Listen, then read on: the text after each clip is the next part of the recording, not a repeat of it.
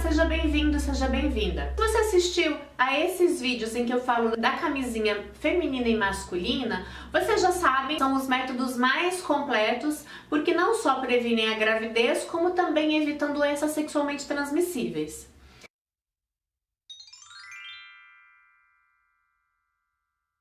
Mas se você realmente não for usar a camisinha ou preservativo, é importante que você conheça os métodos contraceptivos ou pelo menos algumas opções para você considerar e avaliar o momento em que você quer ou não ter filhos. Então vamos descomplicar?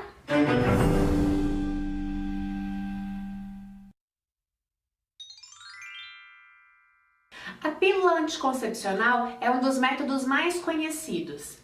Ela consiste em você usar um comprimido por dia durante 21 dias, interromper o uso dos comprimidos por 7 dias, que é quando você vai ter o que seria uma menstruação, não é exatamente uma menstruação, mas tem um sangramento, e depois você volta novamente a tomar. O importante da pílula anticoncepcional é que você se lembre de tomá-la todos os dias, de preferência num horário fixo ou muito próximo. Mas ela tem uma desvantagem não só em relação à necessidade de você não esquecer de tomar a pílula, que é em relação aos hormônios. Tem muitas pessoas, muitas mulheres que não se adaptam ao uso de hormônios porque tem efeitos colaterais. As pílulas que são vendidas hoje já são com uma dosagem muito inferior e causam muito menos efeitos colaterais, mas mesmo assim tem pessoas que não se adaptam, que fazem retenção de líquido, que têm enxaqueca, que apresentam alteração de humor, enfim. Eu falei sobre a interrupção dos comprimidos, né? Você usar 21 dias, parar por 7 dias e voltar a tomar depois, mas tem pessoas que não fazem essa interrupção, que tomam a pílula direto.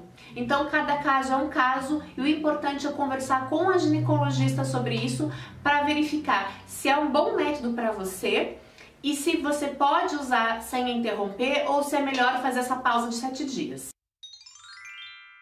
O diafragma é um método contraceptivo já não tão conhecido e ele é feito para impedir que os espermatozoides alcancem o óvulo e assim evitam a gravidez. Por isso ele é chamado de método de barreira. Vou mostrar aqui para vocês, aqui a vagina, né? Aqui seria o canal vaginal, aqui o útero. Então ele fica tampando o colo do útero de maneira que quando o homem ejacular, os espermatozoides não tenham acesso ao útero, não consigam chegar até o óvulo. Vou mostrar como é que ele se parece. Então é como se fosse uma borrachinha parecida com... como se fosse uma camisinha um pouquinho mais grossa.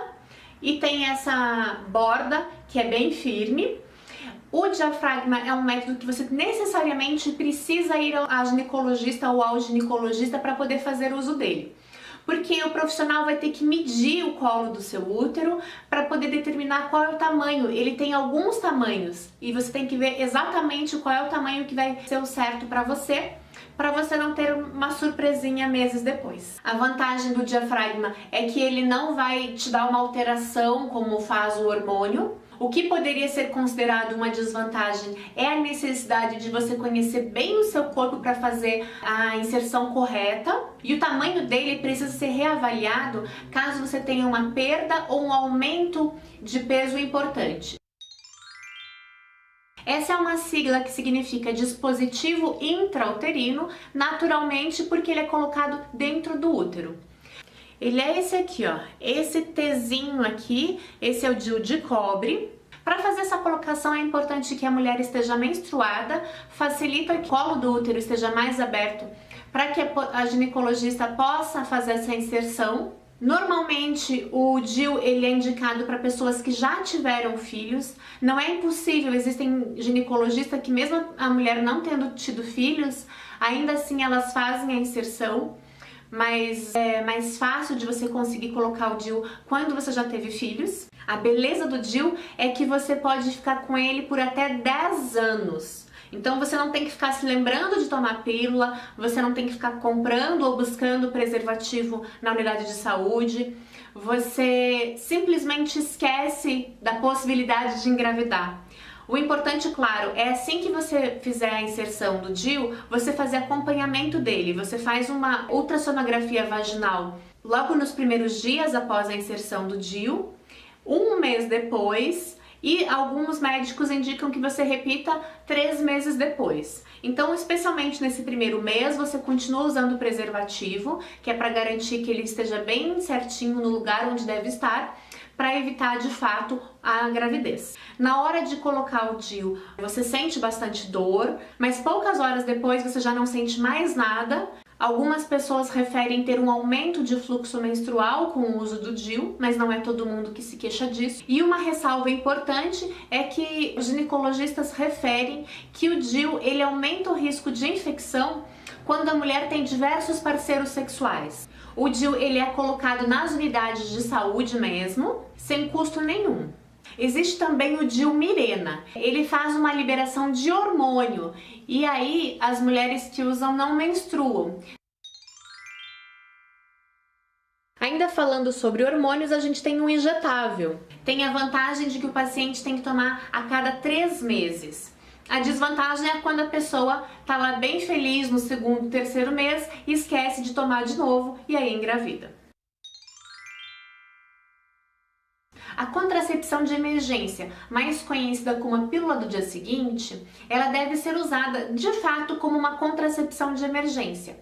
Ela tem muito hormônio e se você tomar isso com uma certa regularidade, vai causar um desequilíbrio no seu organismo, você pode se sentir mal, ter efeitos colaterais importantes. É um método importante em situações em que acontecem a ruptura da camisinha, quando você esqueceu de tomar a pílula e só se deu conta depois, mas é super recomendado que se deixem para essas ocasiões, para um imprevisto. Além disso, ela não é 100% eficaz.